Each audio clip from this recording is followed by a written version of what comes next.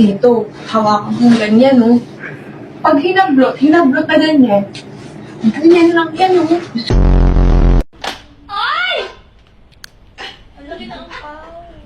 Sabi ni Mami Jo, hindi dapat inano yun, dapat tinatanggal mo yung buhol. Tapos ka na?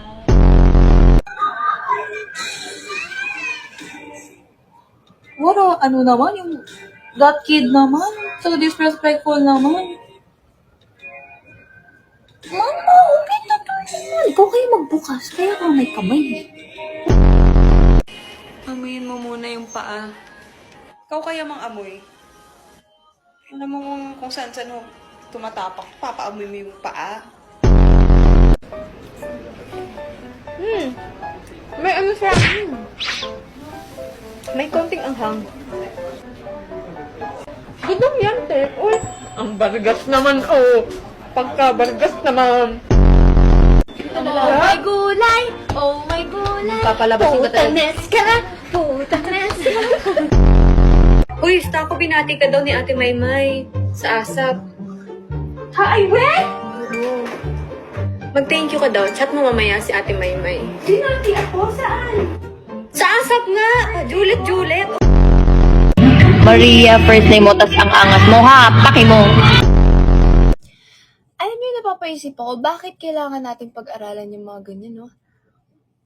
Yung x raised to the third power plus 2x minus 16.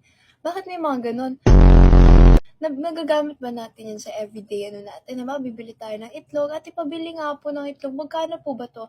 Ay, x raised to the third power minus 2x minus 16 yan. Hindi sa south! Hindi sa north! Eh, saan lumalot na? Guys, wala nag-cheer sa akin. Wala akong narinig! Ito naman, pinaalala mo pa. Tinatry ko ng kalimutan. Oh, guys, ipapakita ko sa inyo si Ate Aya. Uy! Ako talaga nakikita.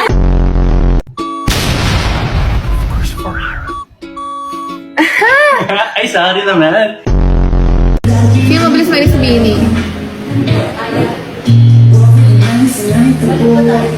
Ako.